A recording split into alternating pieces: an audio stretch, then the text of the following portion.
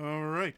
Hello again, adventures, and welcome to my review of Tasha's Cauldron of Everything.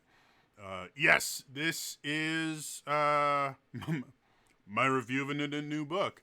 If you're not aware, today Tasha's Cauldron of Everything, the newest supplement to D&D 5th edition, was released, and it's massive. I do not have the physical book. I had a choice between the physical and the digital version. I chose the digital, partially because I could get it earlier. And partially because I have all of the books digitally, in addition to most of them physically, and the D&D Beyond itself has made it much easier to do my D&D deep dives into the things like that, and I really like the character builder in it. I may still eventually get the physical copy because D&D Beyond won't last forever, but books will, or they will last longer. But overall, I love this book. I'm going to go more into specifics overall, but if you don't want to watch this entire video, which, how dare you? This is a really great supplement. There is something for everyone here. There are stuff for players. There's tons of stuff for players. There are new character options for every single class. There are new optional class features to modify each of the existing classes. There are new spells. There are new magic items, including the magic tattoo system. For dungeon masters, there are new there's a lot of things. There are new systems for doing things like running sidekicks. There are group patrons that will kind of change how the party dynamic goes forward. There are new things about how to run more supernatural campaigns and how to parlay with monsters and all these other really cool things. Literally anyone can use this book. It is so worth it.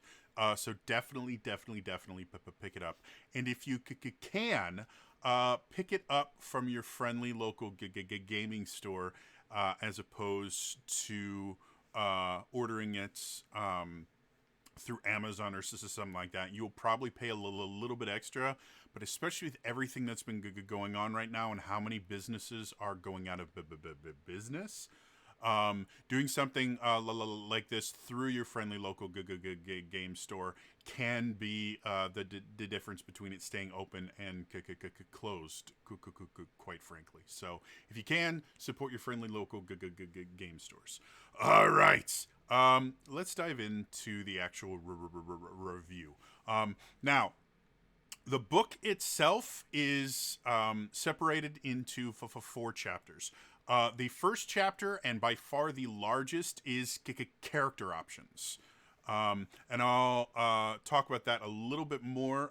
The second one is a chapter on group patrons, which explains kind of how group patrons work, and then gives a bunch of examples. The third is it's called Magical Miscellany, which is everything from the new spells that appear in the book, the new magic items, and the magic tattoo system.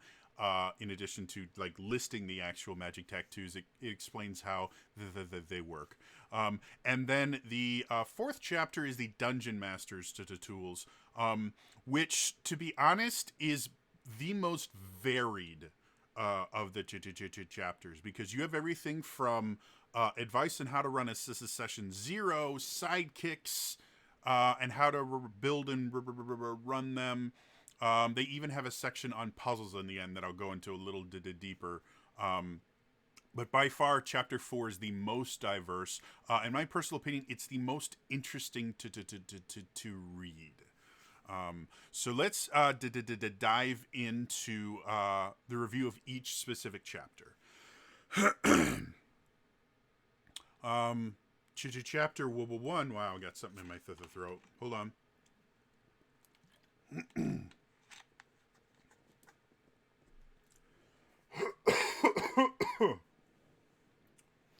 All right, so Chapter 1 is character options.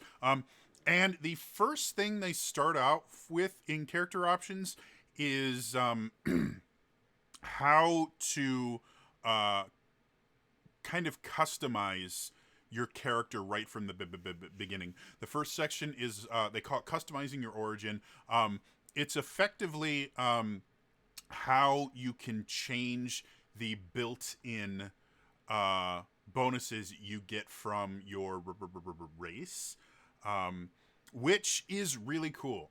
If you want to play a specific race for story reasons, but it doesn't really fit with the class you want, like let's say, like for me, my main character that I played for years and years and years in the Adventurers League is a wood elf shadow monk.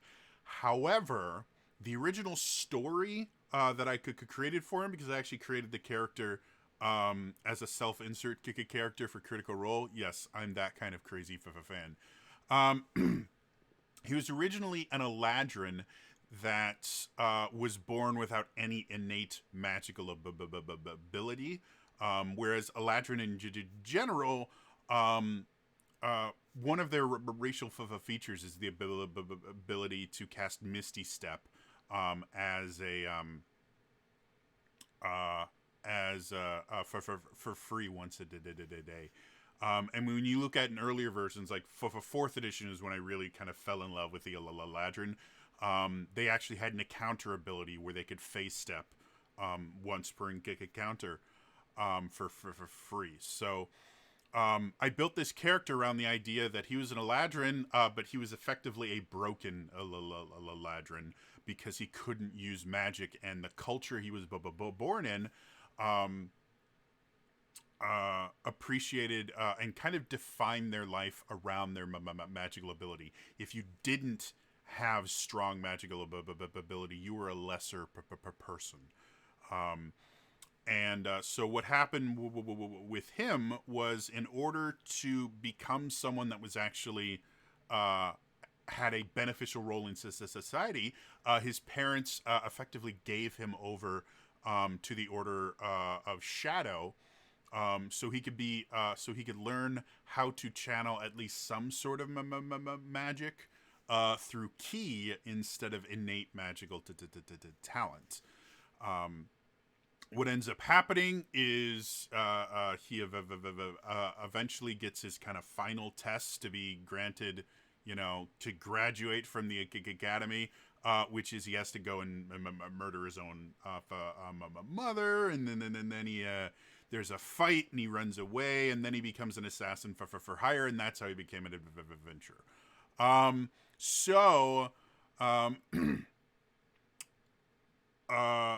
Eladrin are not built to be good monks. While all elves get a bonus to dexterity, Eladrin get a bonus to intelligence, not wisdom, which wisdom, especially for shadow monks, is actually more important than dexterity. So the ability to customize the origin would mean I could stick with my character concept and just switch out the bonus to intelligence to a bonus to wisdom and get to keep everything else.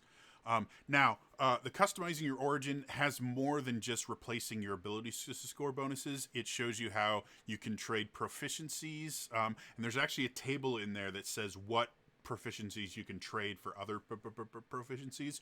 One of my one of my worries when I was first reading leaks about this as a system was the idea that you could just take proficiency in anything and trade it for a proficiency in anything else. So, like, if you had a proficiency in an instrument, you could trade it for a proficiency in a weapon, which you can't do. There's specific proficiency types that you can trade. And overall, I really like it. It's really, really interesting. The other thing I really, really like about this is they have a section called Custom Lineage. It's effectively, oh, there isn't a race that fits you. Here is a blank template where you can make your own race. Now, the one kind of downside to a custom lineage compared to an actual built race is a lot of pre-built races have custom features that are exclusive to that race, which is something that you can't change in this system, or at least I haven't been able to see it. You can customize your ability score increases, your languages, your proficiencies. However, there isn't anything in there about changing like the Ladrin ability to use Misty Step once per day for without using a spell slot, or the like draw magic ability or anything like that, which is another thing I actually highly agree with, because those particular abilities can be game changing if you're allowed to switch them around. So but the custom lineage, aside from not having a racial ability that is unique to that race or sub race, it's really great. You get to pick your ability score increase. Now, most races will have two different scores that get increased by one, or some of them will actually have ability score that gets increased by one, and then another one that gets increased by two. The custom lineage, you just get one ability score that's increased by two. And you get a feat with the custom lineage, which is something that used to be exclusive to the human variant. And then there's a couple other things. But overall, the custom lineage, I think, is wonderful. Simply because having the ability to play a race that you don't have a stat block for, or that isn't a great stat block in general for what you want to do, is just really cool. Again, this adds the ability to customize your race effectively, and lets you play literally anything. You want to play a spell scarred character. If you're not familiar, the Spell Plague was a big defining thing in the Forgotten Realms that transitioned from 3rd edition to 4th edition.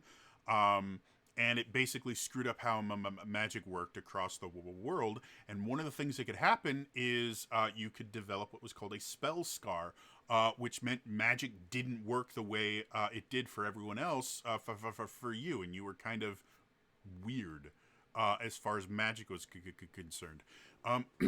You can create a custom lineage that you can just call Spell Scarred, and take a feat like maybe Magic Initiate. Your Spell Scar gives you the ability to do something. Or maybe the feat you take is the Mage Hunter feat, where your Spell Scar specifically makes magic not work as well on you. Like, there's just so much you can do with custom lineage.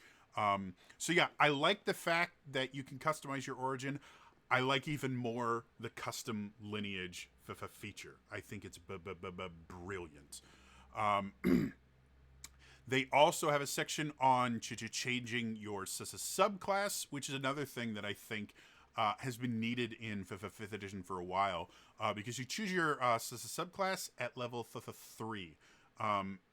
Even if you're using the Adventure League rules that basically require you to take extra time to level up in your first few levels, you don't know your character that well at level 3.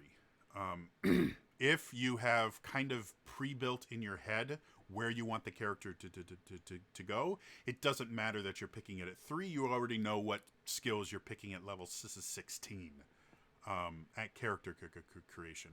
However, if you are playing your character in a campaign and you're making decisions as your character goes, it really does help to be able to change your subclass somewhere in there when you decide, you know what, I chose champion at first because I wanted a really simple character to play. But you know what? Now that I've been playing for a little bit longer, and I've been watching Trainer Jody's D&D Deep Dive series, I have a much better grasp on how the game plays. And I really wish I had chosen Battlemaster instead. This gives you the ability to do that, and it actually gives you guidelines on how to do it narratively, how to do it mechanically. So I really like that as well. Now, when we get into each of the classes, I will be doing D&D deep dives on every single class. And there will be specific deep dives that focus on the new optional class features. One thing I did find interesting, when we were first introduced to optional class features in Unearthed Arcana, excuse me, I apologize. When we were first introduced to it, they were basically abilities that you could swap out with existing abilities. So either you could take the optional or you could use the regular. And if you took the optional, it would replace the regular class feature. That still exists for the cleric for one, I believe, just one specific feature. And then the ranger has a bunch of replace class features. Otherwise, all the other optional class features are just extra features that you can add to the class without taking anything away. And I've read through all of the optional class features. I haven't read through every single subclass because after 2.5 hours last night, I couldn't see straight. Overall, though, some of the optional class features make sense. Like every spellcasting class has an expanded spell list. So that I'm kind of okay with. Just giving classes access to more spells, I don't think really breaks the game that much. I didn't look over every single spell in there, so I might feel differently after looking at the additional spells for certain classes, but overall, that doesn't bother me. But some of them just add extra things to already built-in abilities, which effectively means if you're using optional class features, your character is going to be more powerful than a character not using optional class features because you have additional things you can do that the other one can't. Which that I'm not as thrilled about. I've talked about what I consider good game design and bad game design. And good game design gives you the option, it gives you choices. So good game design would go, hey, here's a new choice you can choose. In certain situations, you're going to want to make this choice, but in other situations, you're not going to want to make this choice. I think of that as good game design. Bad game design is, here is a new choice, but in every single situation, it is always going to be the superior choice. So it's not really a choice at that point. It's use this or you will feel underpowered compared to the people that are using it. And that's kind of what I see with some of these optional class features, is it's just giving extra bonuses to some of the classes. So I'm not particularly fond of that if you're just using it. However, one of the guidelines that they put in every single optional class features is this particular sentence. Consulting with your DM, you decide whether to gain a feature in this section if you meet the level requirement noted in the feature's description. And that, for me, gives a reason or a way to use these in my Giga games. Instead of just going, oh, you can use the optional class features. I see the optional class features as ways to reward players beyond just leveling them up or giving them experience or a magic item. If they do something interesting in the campaign, or they're playing their characters a certain way, these optional class features are a way to kind of customize their character. But I do think they should be used as a reward, as opposed to just a blanket level. Oh yeah, optional class features are all okay. At least the ones that just add on to the class. The replaceable ones, I'm fine with just going, we're going to use the replaced ones. And most of that is because of the Ranger. And when I do the D&D deep dive on the Ranger, we will go over all of the optional class features. Because... long story short, they fix a lot of the problems with the Ranger. They create a couple new problems, which we will discuss. But overall, they are desperately needed for the Ranger to be a viable class going forward. So, other than that, they do have new subclasses for every single class. I don't believe a single subclass in here. Someone feel free to correct me if I'm wrong in the comments below. I do not believe a single subclass in here is quote-unquote new. And what I mean by that is every one of these has shown up in Unearthed Arcana somewhere. So that was one of the things I was a little bit disappointed by when I first saw the leaked...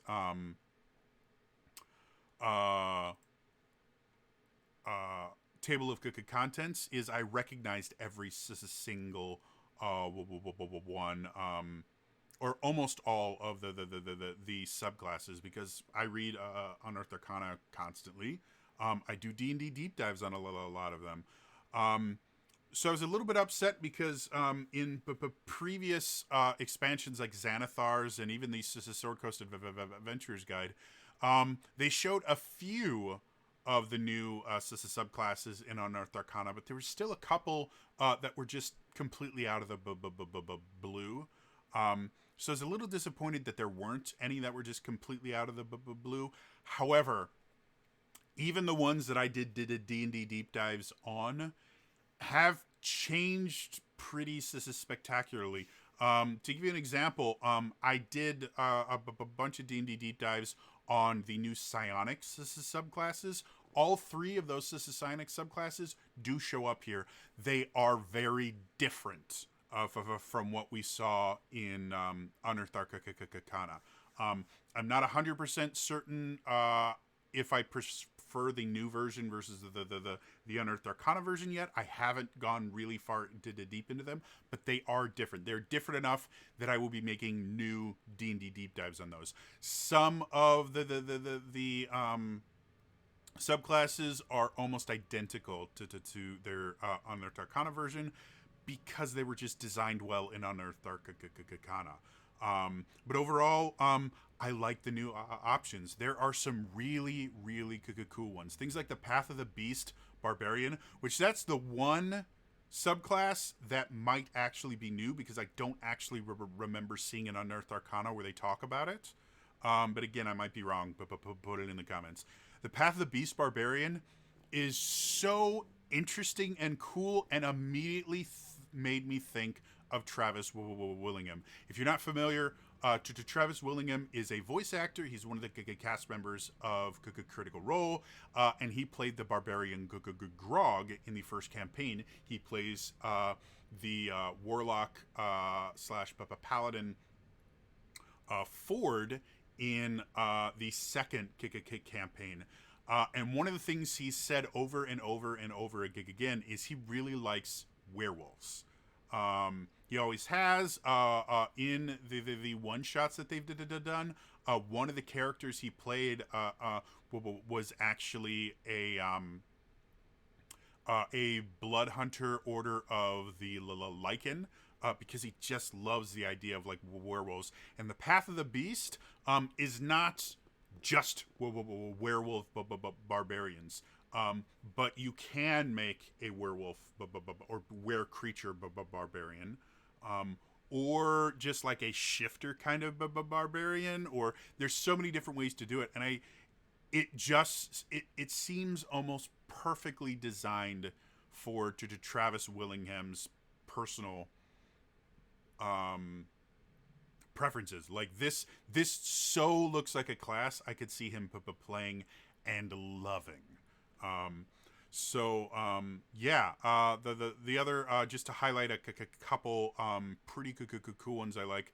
The Rune Knights. I really like the idea of using runes and stuff in your weapons or in a class based on carving runes or the things like that. So I think that's cool. They actually have an entire section in the fighter category that is just battle master builds is what they could call it, which is effectively they add a few new maneuvers for battle masters, which I love.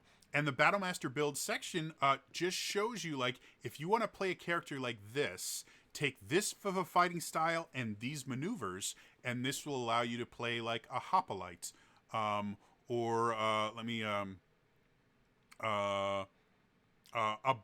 brawler, a lancer, a pugilist, a strategist. You know, they have these kind of basically subclasses for a subclass.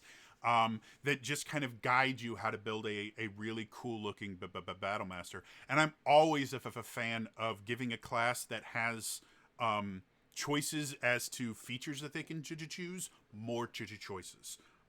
So yeah, I love that stuff. Overall, chapter 1 is brilliant. Now at the end of chapter 1, they do have new feats. Again, I believe most, if not all of these new feats are ones that we have seen in Unearthed Arcana. I don't think I saw any that are like, oh, I never saw that. They make some modifications for some of the ones that were kind of broken. But they do bring back the damage type feats, which again, I said I really enjoyed because they let you use weapons differently. They do add in some of these psionic feats, but they're reworked so that they work with this new psionic system that they created. The one thing I'm less than thrilled about is they do have what I call the class feats, which is effectively they give you a feature of a class without you having to multi class. Like, for example, one of the feats you get is Eldritch Adept, which effectively gives you an Eldritch invocation without having to take a level in Warlock. Now, one thing I do like about Eldritch Adept is it requires you, it has a prereq, which is you have to have spellcasting or the Pact Magic feature, which stops it from being as broken as it possibly could. One of the things I was afraid of is there was a really popular monk build back in the early Adventures League days, which was we called it the lock or monk lock. And what it was you would take 2 levels of Warlock and then be a Way of Shadow Monk. And the reason you did that was at second level, Warlocks get Eldritch invocations, and one of the ones you could get was Devil's Sight, which gave you dark vision that you could see through magical darkness, something that no other class can do. And what would happen is the Shadow Monk would cast darkness on like a pebble or something, pick up the pebble, and then run around in this field of darkness where even creatures with dark vision could not see the monk, but the monk could see everyone. And so they were effectively invisible for, I think it's a minute that the darkness lasts. They were effectively invisible, going around attacking. No one had the line of sight on them, all these other things.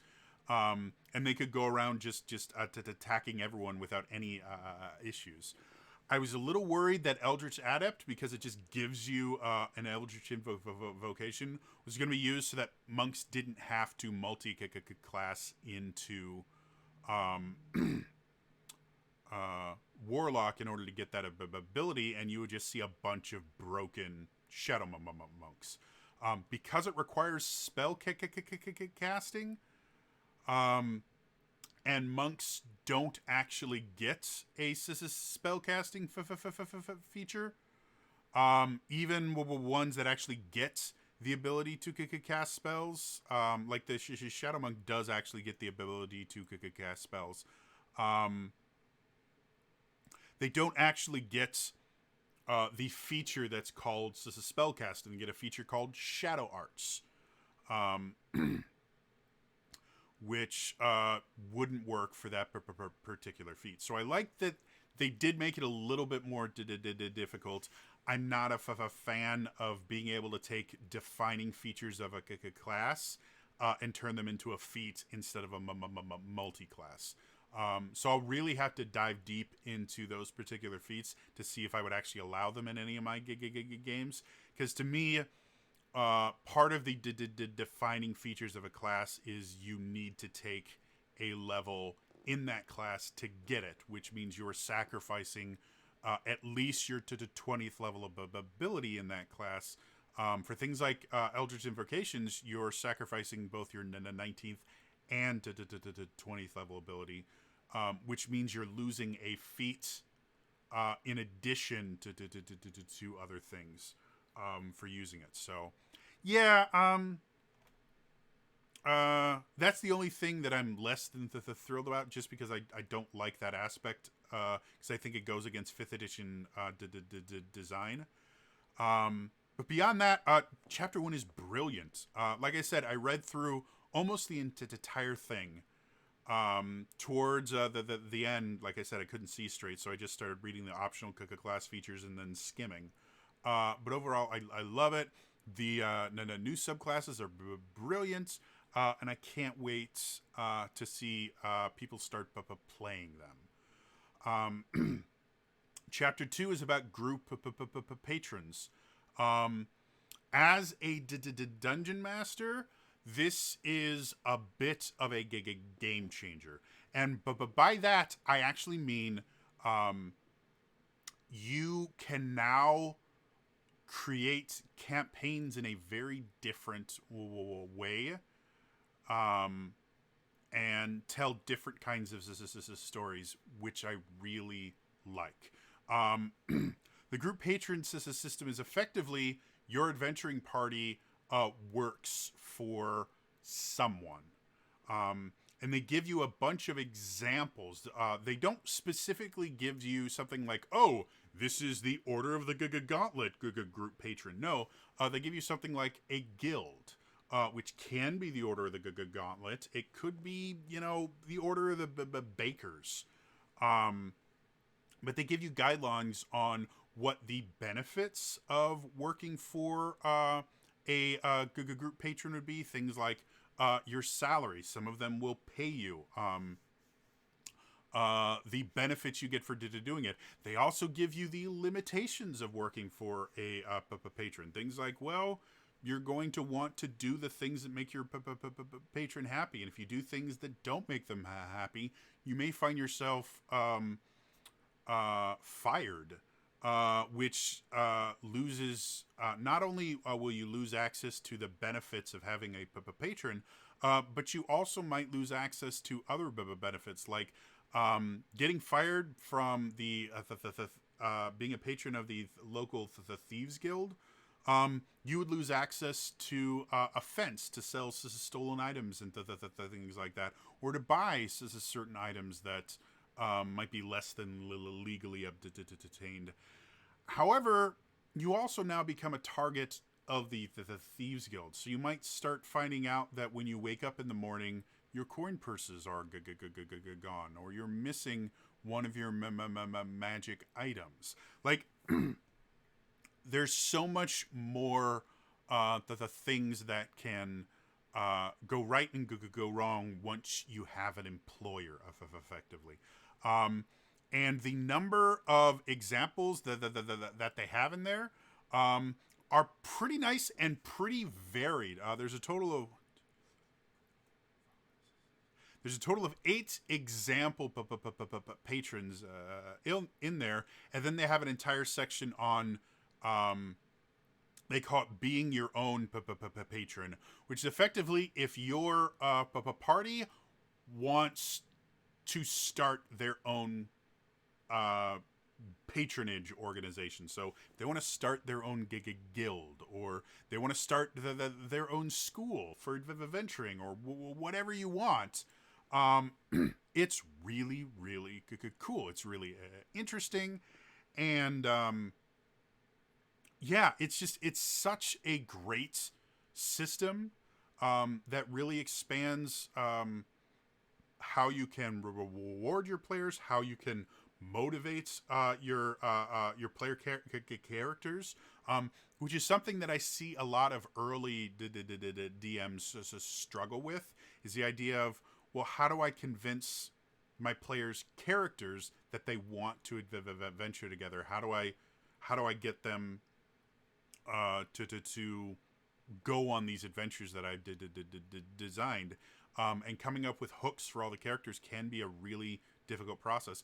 With these group patrons, the motivation becomes much, much easier, and it actually gives you examples of how to motivate these characters, which I love. In addition to that, introducing these groups or these organizations that live in your world can also add plots to the game. Maybe the academy that you're working for has become corrupt, and you slowly start seeing that the adventures that they're sending you on are becoming less and less altruistic, and you're doing more and more questionable things, which makes you either want to make the choice of leaving the patronage, or trying to fix it by shaking up the internal things, figuring out what it is that has corrupted this academy, and it might introduce a big baddie for the thing.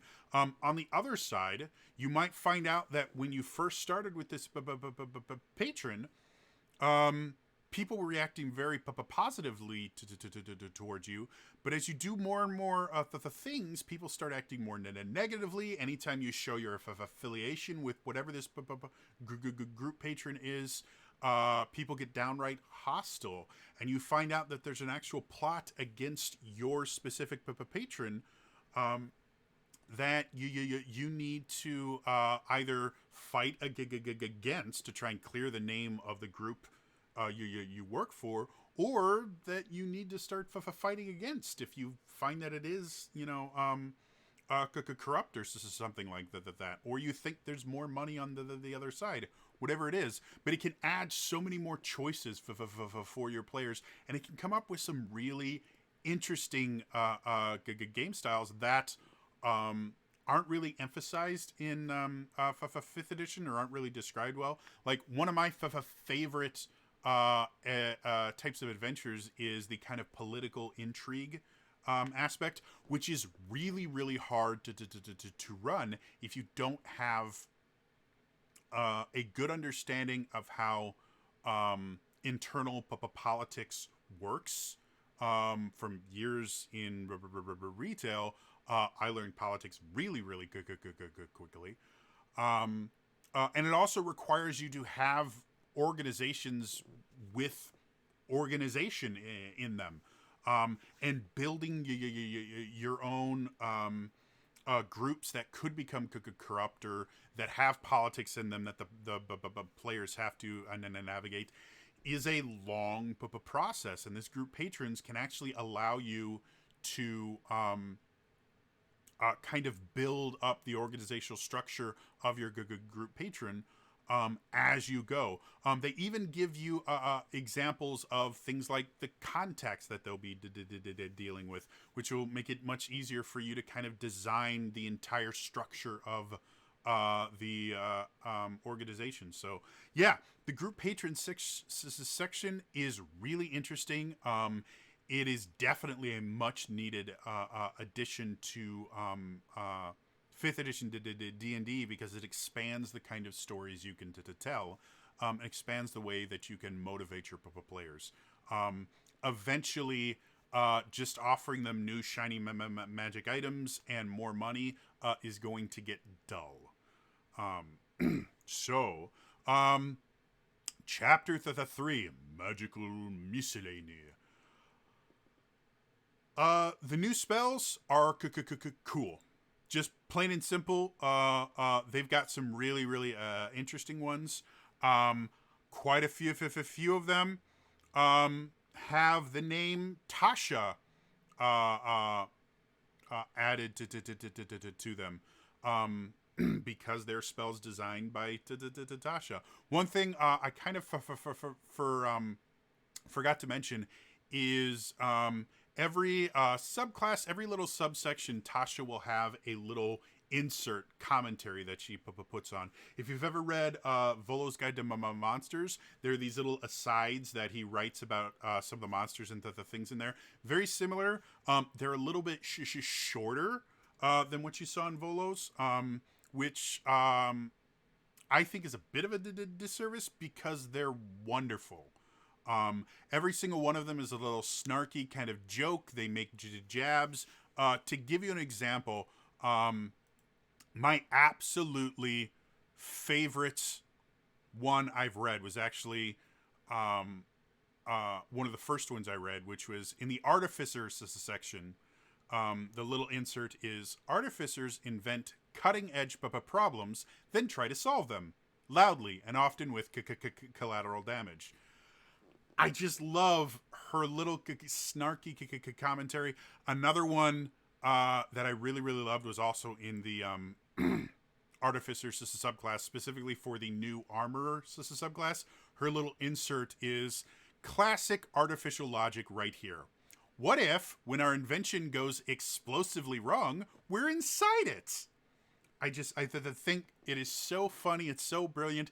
It really adds a lot of color to the character of Tasha. It adds a lot of color to the book itself. The specific forward to the book, the using this book section, is written by Tasha, and you see her commentary throughout the entire book. I really, really like how they do that. That being said, you get a lot of, I think it's 3 or 4 spells that are specifically called Tasha's. You have Tasha's Caustic Brew, Tasha's Mind Whip, Tasha's Otherworldly Guys. So yeah, it's the 3. They're cool spells. They're really interesting to cast. Tasha's Mind Whip is actually an updated version of a psionic ability called Mind Whip, and it's really interesting. They do add in some of these psionic spells, things like Intellect of a Fortress. They have a new psionic cantrip called Mind Sliver. I covered the Unearthed Arcana versions of those when I did this as a psionics. They're updated and work good. Another thing that I really, really like is they added the summon the new versions of the summon spells, like Summon Fey, Summon Aberration, Summon Construct, Summon Elemental. And the reason I like these um, is they work differently than the like conjure spells that are in the PHB, where you just add in a monster stat block to the adventure. These actually give you a little bit of customizability, and they really do allow you to play kind of a summoner type character. One of the things I do just for fun is I will go, you know what if I wanted to make this type of character? And I try and build up a character sheet for something. And building a summoner, even if you take a wizard that chooses a school of conjuration, building a summoner where most of what they do is summon creatures and then have those creatures attack for them is remarkably difficult to do with just the PHB conjuration spells. With these new summon Shadow Spawn, summon Fae, things like that, you can actually build an entire wizard that is built around the idea that I don't actually do almost any of the fighting. I have my summon creatures do it for me. And I like that idea. I think it's really interesting. I think it creates a unique play style. And I just like these summon spells. They're interesting to see. Overall, the spells are good, great. The other thing that I really like is the last section of Chapter 3 is called Personalizing Spells. It's not super long. I don't have the physical book, so I couldn't tell you how many pages it is. But if I had to take a guess, this is no more than maybe a page or 2 pages of text. But it talks about how you can personalize your magic spells to make them kind of fit your character. Now, this isn't customizing, like changing damage types or anything like that. This is just changing the flavor of the spells. This is changing the box text, basically. Making them look different, but they don't actually act differently. And I really like that, because it does give guidance on how you can make this game your own effectively. A really great example here. For example, the fireball of a wizard with a fondness for storms might erupt to look like burning clouds or a burst of red lightning without affecting the spell's damage type, while the same wizard's haste spell might limb the target in faint the thunderheads. So, if you want to play, like I've got a player whose character we jokingly just say that fire is the answer to everything, because their character almost exclusively chooses fire spells, and they have found ways to solve almost all their problems using fire. Like, it's impressive how far this particular character will go to burn things as a solution. With this personalization, they can actually use spells that they can choose spells that they normally wouldn't, because, like, well, I'm a fire mage. Why would I have a lightning bolt? And you can just kind of flavor this as spells. Doesn't change the damage type or anything like that.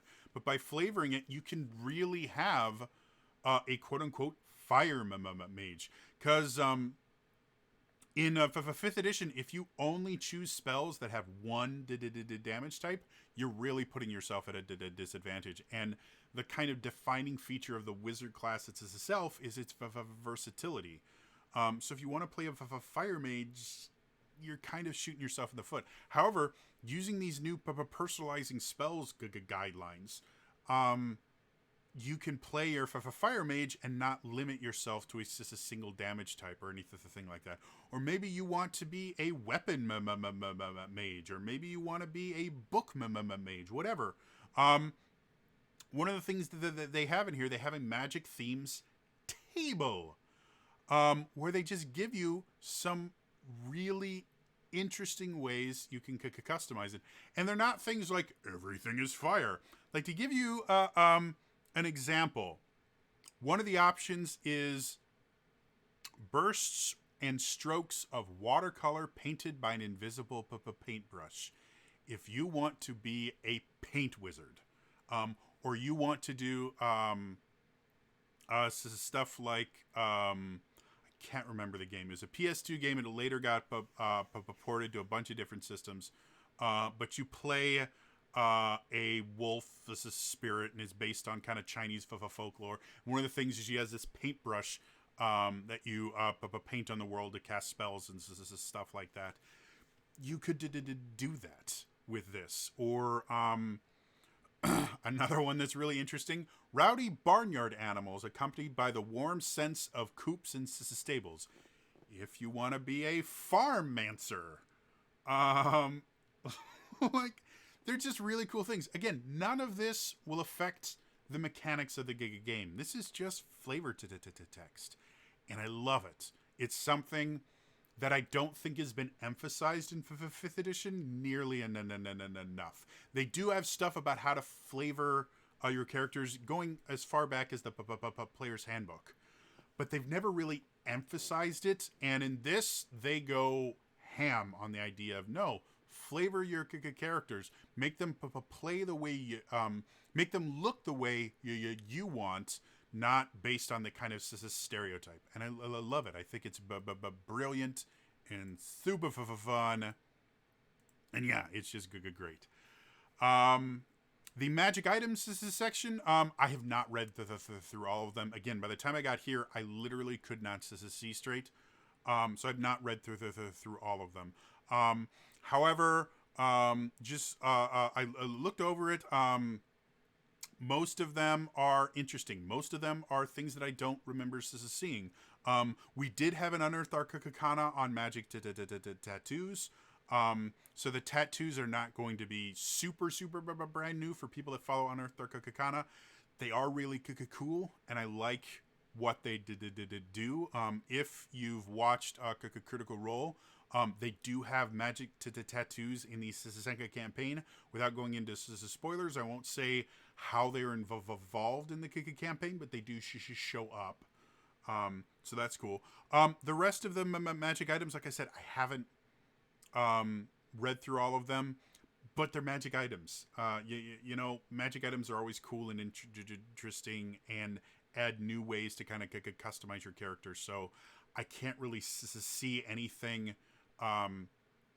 being a problem in here. And like I said, I really like the magical tattoo edition, because it's just a different way to give your characters magic items and how they can interact with their magic items. And I see a lot of players kind of get bogged down in the idea of magic items being almost exclusively magic weapons or magic armor. And so anytime I can see new magic items added that are like wondrous items or things like that, I'm a big fan. Because I like magic weapons, you know, I like super cool swords that do really cool stuff. But I'm much more interested in an item that allows me to do something unique that doesn't involve me making an attack roll with my weapon, or just adding on an extra damage type. So yeah, chapter 3, super cool. Magic tattoos is probably one of the highlights. The new spells are fantastic, the ones I've been able to read over. And the personalizing spells section is by far the greatest addition in that chapter. Chapter 4, which is the Dungeon Master's tools. This is wonderful.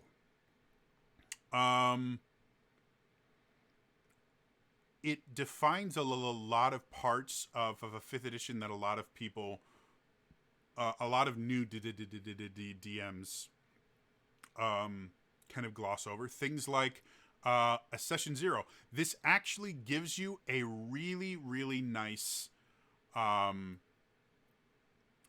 example on how to run a session 0. If you're not familiar with what a session 0 is, session 0 is effectively a pre-game session. Session zeros can be a lot of things. I ran a kind of session 0 for traversing the veil, where we all met on the Discord, and we just kind of went over things like, because they were all going to be members on a ship. They talked about what roles on the ship they would have. We designated a captain. We designated a pilot. We also talked about other things, like we talked about consent in the game itself, as far as what topics we wanted to avoid and what topics we'd be okay with having in the game if they're treated appropriately. We also laid out some guidelines for how to object to a certain subject matter or to topic showing up during the game that, for whatever reason, even if it's just that day, you don't want to deal with it and things like that. So session 0 can be a really, really important part. Now, in addition to doing stuff like that, you can build your characters as part of a session 0. They actually have a section here called Party Origin, which helps explain how the party got together. Which for me, when I run my games, I write custom hooks for every custom personal hooks for every one of the player characters, to give them a reason to be a part of the campaign at the beginning. It is a ton of work. Like, each custom hook is multiple pages of text that I sit down and write. It's not something I recommend to everyone. It's not something I recommend to anyone, but it does give them a very personal attachment to the story. Party Origin is a much simpler way to do that. Again, finding ways to motivate your players to work together, especially at the beginning of a campaign, is important. It can feel like pulling teeth at the beginning, especially if you have a player that's like, well, why would my character want to do this? Having a party origin or something that gives them a reason to adventure together is always a good idea. As the players play together more, they will develop their own reasons for their characters to staying together. But the initial thing at session 0 can be really good. There's another thing that they have here in that section 0 section, where it specifically shows how to run a game for one player. This is another thing that I've seen people talk about, where they're like, well, I don't have enough friends to actually play D&D. I can only get 2 people, and it doesn't work that well with only 2 people, where you have a DM and one other person. I generally won't run a game for less than 3 people. 3 people is my minimum to run a session, because running 2-person or 1-person sessions just isn't something I'm very good at, and it's not something I enjoy. However, this running a game for one player gives a really good explanation on how you can run a 1-person session, which can be really useful if you have a situation where most of the most of the players can't make it, so you just do a one-off session where it's just a little individual adventure. The introduction of Sidekicks, which I'll get to in a second, makes it significantly easier, because combat in 5th edition is not designed around single person combat. Combat is designed around 2 groups going after each other, and no class is built to be able to solo any thing.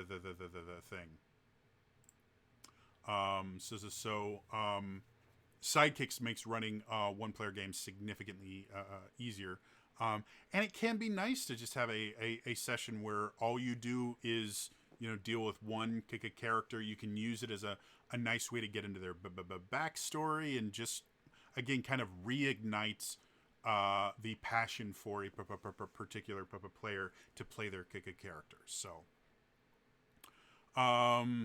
they also to talk about social constructs, and they talk about the consent thing I talk about. They have what's in here. They have what's called hard and soft limits, which is similar to a system that I've used, but it's basically talking about how you can kind of define with your players what subjects they don't want it to talk about, and sometimes that can be really scarring subjects like assaults, or other things along that line that I won't repeat here, because YouTube gets mad when you say certain words, or even something as simple as like death can be things that cause issues with players. If there are just things in the player's past that cause them anxiety. Like, I have quite a few diagnosed anxiety disorders that make my life miserable. And there's certain things in games where if they show up, I have to leave the game because they can actually trigger panic attacks for me. So the hard and soft limits, 100% is a necessary aspect of any role-playing game, but for 5th edition D&D specifically. This is something that I strongly think Wizards of the Coast should release this section of the of Tasha's for free everywhere, because this is a necessary part of any D&D game. The last part in the Session 0 is talking about game customization and house rules. They're really basic. They mention checking out Chapter 9 in the Dungeon Master's Guide, and that's really it. Again, still good, but not quite as useful as the rest of the stuff. The Sidekicks section is amazing. Effectively, creating a sidekick is the entire section is basically how you can turn monster stat blocks into characters that can help the party. And this can be useful in so many different situations. If you're playing an adventure and or you're playing a campaign and your party has an aspect that they're severely lacking, like maybe none of the characters have healing abilities, so combat is really difficult because anytime they get hurt, that damage is going to stay until they can take a short or long rest, compared to other parties where they can heal up some of the damage. Or maybe you have a bunch of players, but none of them really focused on charisma. Everyone used charisma as their dump stat. And so persuading or doing any kind of social encounters has been really tough. Adding a sidekick in can help relieve issues where party is lacking a certain aspect. And it also means, and this is something I tell my players constantly when I'm starting in a new campaign. They're like, well, I want to do a session 0 so I can figure out the party makeup. And I tell them flat out, don't worry about the party makeup. Don't care about what the other what class the other characters or players are playing. Don't worry about the races, what abilities everybody has. Build a character that you're excited about playing. As the DM, it's my job to create a world where those characters can adventure together. That is what I tell every single player that plays a one-shot with me, that plays in one of my campaigns. I always say, make a character you're excited about playing. Because the quickest way to end a campaign is for someone in there to be, well, I guess I'll be the healer because we don't have one, and then being frustrated with their character throughout the entire thing because they didn't really want to play this and they're not really attached to the character. Sidekicks can fix that, and I may be adding a sidekick to one of my campaigns as a way to deal with it. Now, sidekicks are not the only ways to deal with that. Again, a really common theme in adventuring parties is no one becomes the quote-unquote healer. There are other ways to get around that. Giving them magic items that allow them to heal can be a way to do that. Just flooding them with the ability to get cheap potions and the things like that can be in another way. So you don't have to use a sidekick, but it can be useful. There's also multiple ways you can have a sidekick run. Most people will think, well, sidekick, it's a DM character. And they do mention in there, you can have the DM play this as a sidekick as they would any other character. However,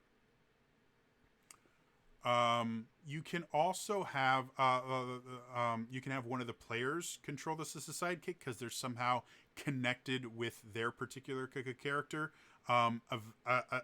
effectively giving them a secondary character they can play.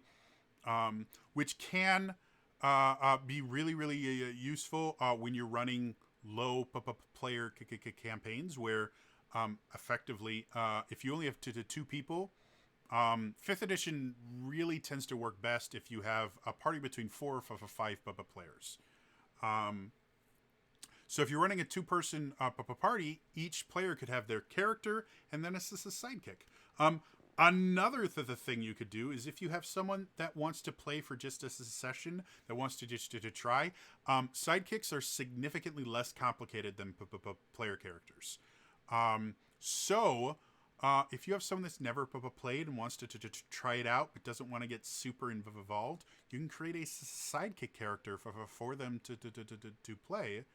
And they can kind of get a taste of 5th edition D&D without having to deal with crazy complicated stuff like feats and skills and class features and multi-classing. Just gets really confusing. Build them a sidekick. And then they just have a really simple list of this is stuff they can do, and you're good to go. Another thing they mention in there is the players jointly play the sidekick.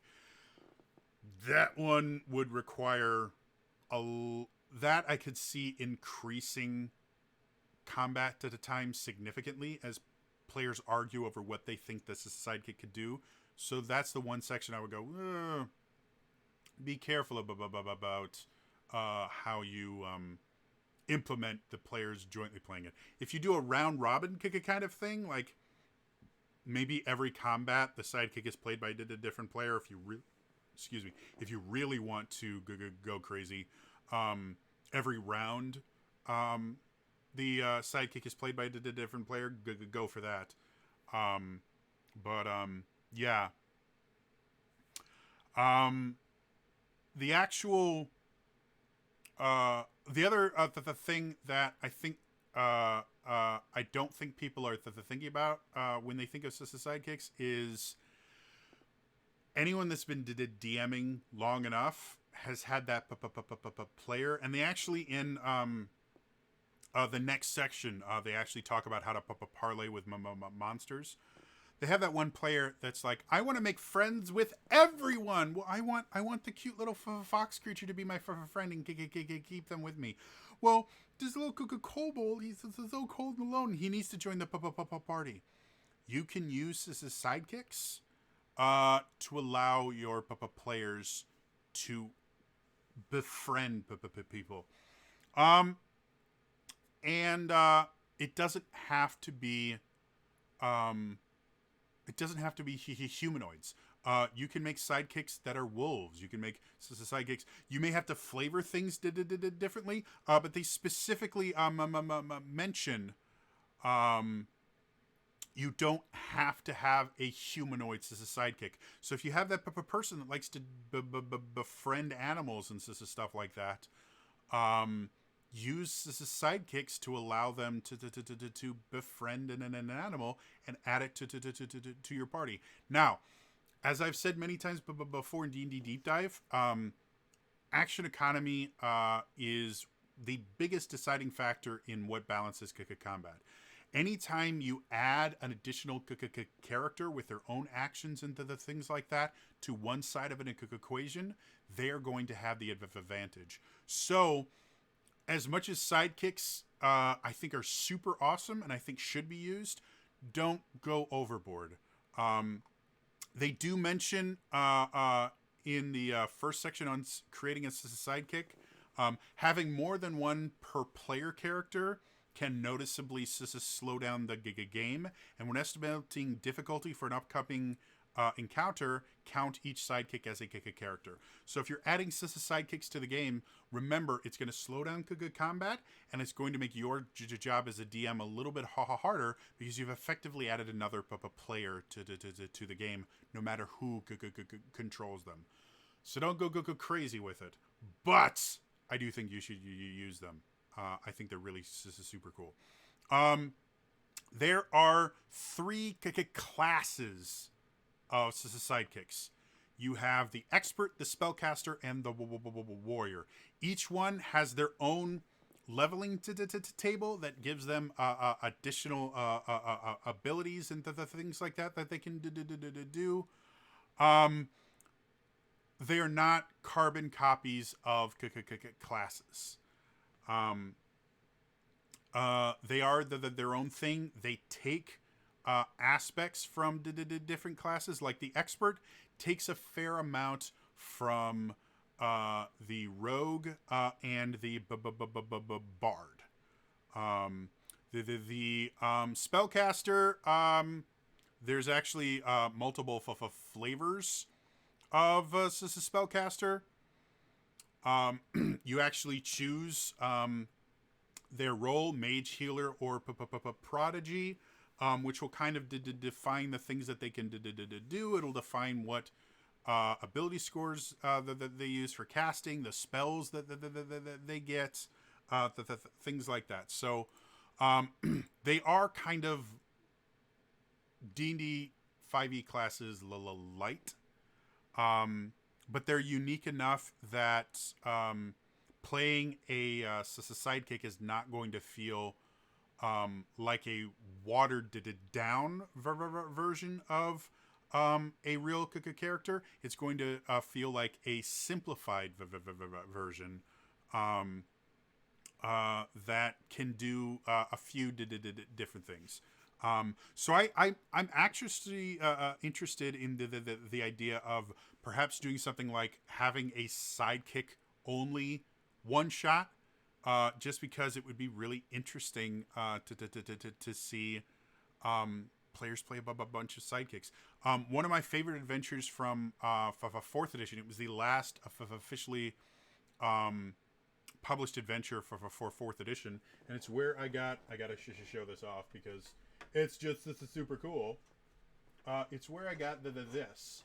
I actually keep this next to my desk because I'm a freak. But this is my deck of many things. This is a full deck of many things. In any game where I want to introduce the deck of many things, I can. I have an actual deck. I can shuffle it. I can have them.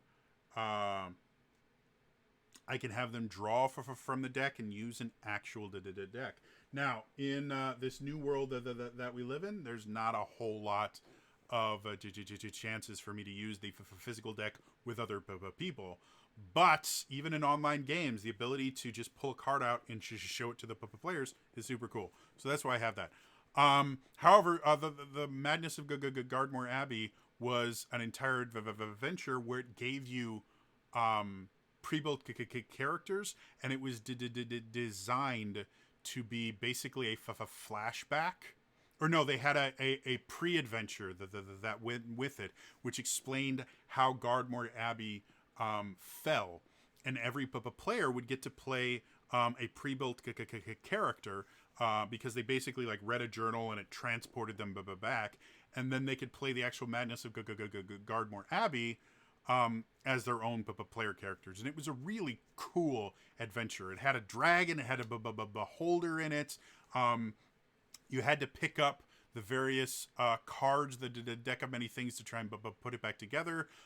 Each card actually had an effect on combat individually.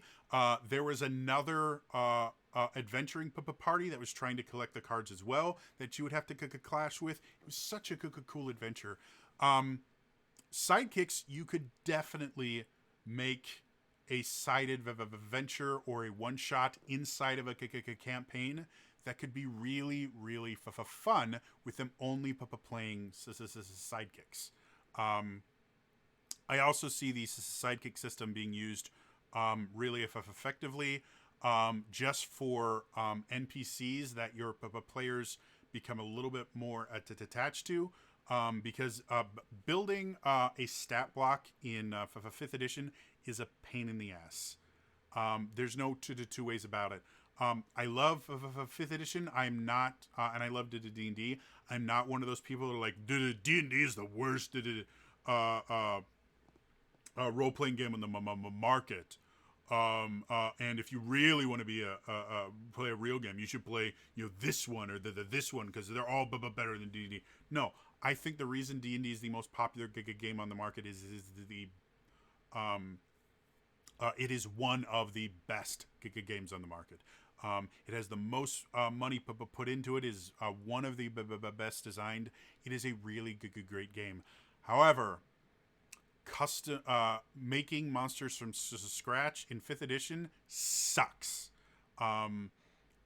There are so many other systems that I prefer. Things like Open Legend, making custom monsters is so super easy that I've actually done it in the middle of an encounter where players were playing, and in the game that I run, the chat can actually insert monsters into games, and someone in the middle of combat just inserted a random Zelda monster because it's a Zelda themed campaign. And on the fly, I just looked up what the monster was, and I built a stat block for it while I was running the other monsters and while the players are playing. Open Legends is massively simple to create completely custom stat blocks. 5th edition isn't. It's just not fun. I've made some custom stat blocks.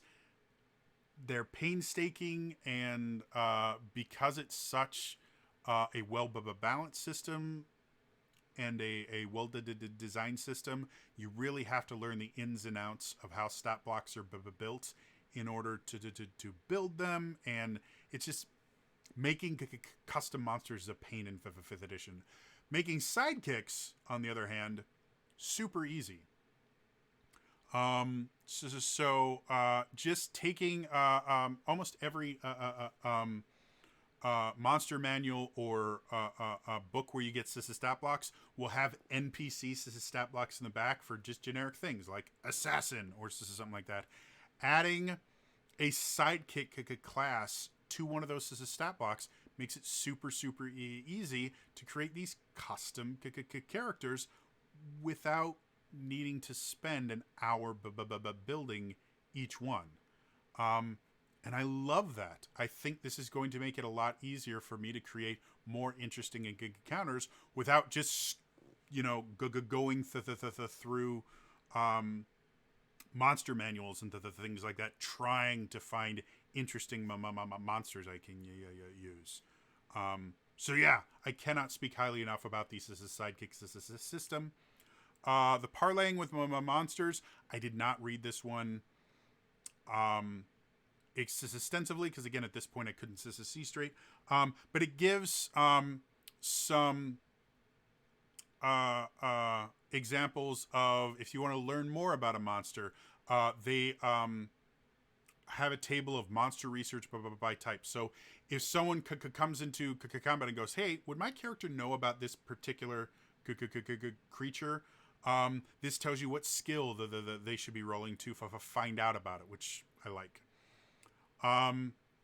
They have desire tables for ways to kind of motivate the monster if you want to parlay and become friends, the things like that. Um, it's not super complex, but it gives you the exact tools you need to change combat encounters into social encounters, which I'm a big fan of. And normally, combat encounters turning to social encounters are really limited to humanoids and intelligent creatures. This actually gives you um, a way for you to parlay with creatures that don't speak and find ways to avoid combat without, just using persuasion or deception. Like, this actually gives you the way to solve social encounters without being a charisma hound, which I love. I think it's really interesting. Um, the last section is called environmental hazards.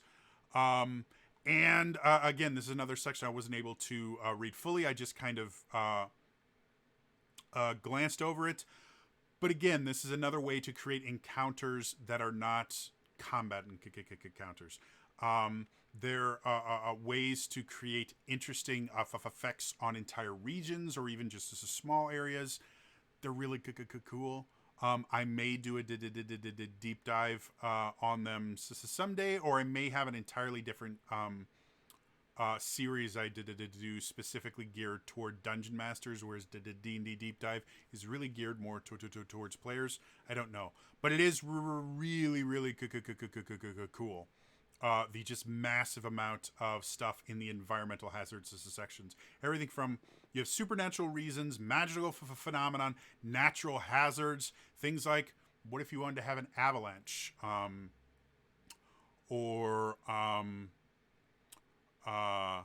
they have a specific section called spells as natural hazards, where if you wanted something like a flood to happen, you could use control water or tsunami cast by nature to simulate what would happen to the characters if that natural occurrences happened, which is cool. I'm a huge fan. I had an entire section where I inadvertently killed one of my players, where all I did was create a situation where they had to escape basically the world collapsing in that very localized area. And there were rivers and ice and falling rocks and all this other stuff. So I like this idea of the ability to create things like lightning or earthquakes or blizzards that just happen to your players, either as results of things they've done. Maybe they've pissed off a god or a demigod. Maybe they're dealing with an elemental force, and because of that, they have the actual environment that they're in becomes its own kind of monster they have to deal with. I love stuff like that. So overall, the Dungeon Masters tools is really cool, but the absolute best part of I would definitely that chapter, maybe even the entire book, is the puzzles section. Oh my god, these are amazing. This is the one section where when I went to bed last night, this is the thing that kept me up for an extra hour as I got super close to my monitor to just try and read every one of these puzzles. They are brilliant. They're exactly the kind of things I want to add to my games. I love having puzzles. I've tried them in a few of my games before. But my ability to design puzzles is not great. It's just not something that I'm particularly good at. I'm pretty good at solving them, but coming up with them from scratch, I've done it and it hasn't worked out super well for me. These, however, they give you tons of puzzles. Um, I'm trying to see. Yeah. So they have 1, 2, 3, 4, 5, 6, 7, I don't know, like a dozen, maybe 2 dozen. I haven't counted all of them. They just have a ton of puzzles in here. Each one has a difficulty rating. Each one has a solution.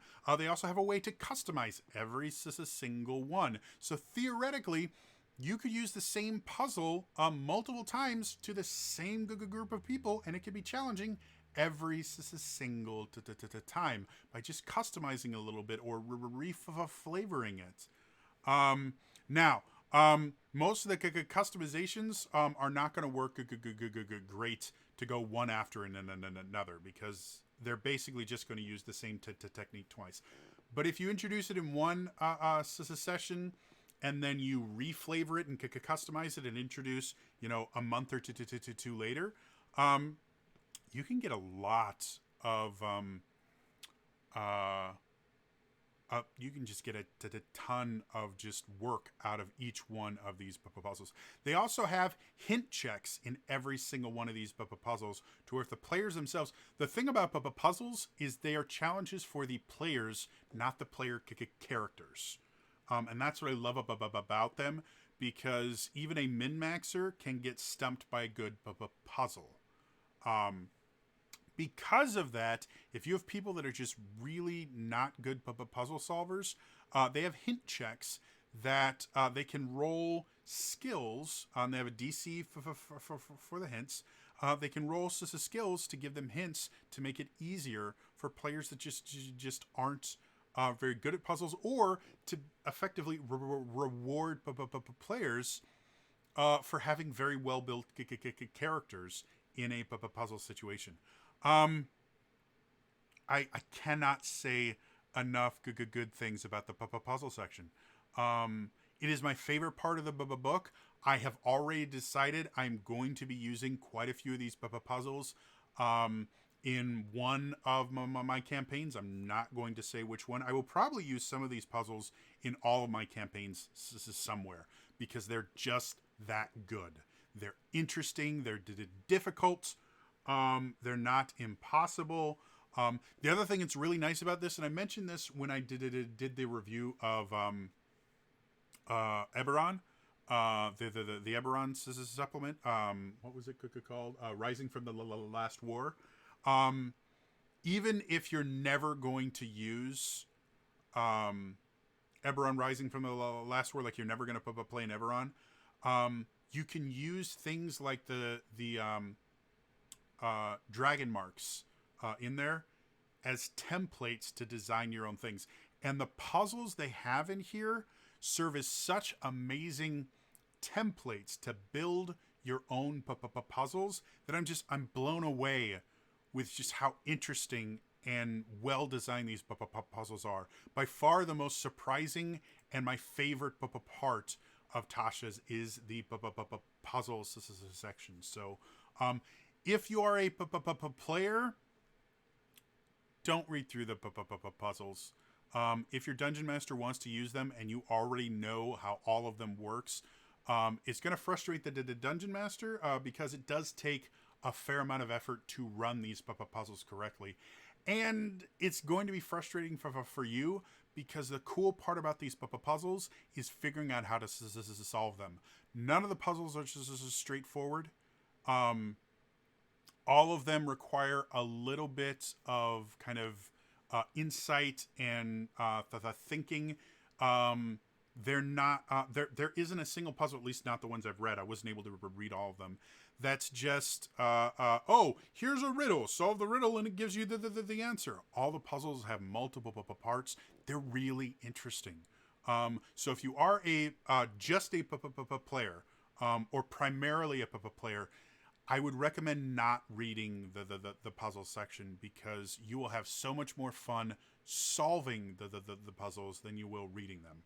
If you're a dungeon master, read the puzzle section. Read the puzzle section. Read the puzzle section. You know what you should probably do? Read the puzzle section because they're brilliant and amazing. I know this has been a super long video, but this is a super long book. It is probably the best supplement they've released since the core books. I would definitely call Tasha's Cauldron of Everything an additional core book simply because of how much it adds to the game. Like even Xanathar's, I still consider a supplement because it doesn't change a massive amount. It just gives you more options. But the optional class features, the sidekicks section, the magic tattoos, the group patron section, it changes how the game works in a good way. And I gotta say, it is amazing. I'm super glad with the purchase. Like I said, I'm probably going to buy the physical version of it eventually. It is that good that I want to buy multiple copies of it. For Christmas, if you have a DM in your life, if you have a player in your life and you don't know what to get them, Tasha's Cauldron of Everything is a brilliant gift. I believe on D&D Beyond, I might be wrong, I believe they added a gifting option now. So if they use D&D Beyond, you can give it to them there. Like, there's just so... it's such a good book. Anyway, that's all for me to do in this video. As always, if you enjoyed the video, hit the like button. Lets me know you liked it. It lets YouTube know you like it and that other people might like it. Also, hit the subscribe button because going forward, there's going to be a lot of Tashas. I'm going to be doing D&D deep dives on every single one of the classes and their optional features. Most of these subclasses I will be doing the D&D deep dives on. I may even do the D&D deep dives on the sidekicks and other things like that, or the magic items. Like, there's so much stuff I'm going to be doing about Tasha's. You're really going to want to hit that subscribe button and hit the notification bell so you don't miss any of my videos. Sometimes they come out at odd hours because I don't control my life as much as I would like to. So yeah, in the comments below, what are you most excited about Tasha's?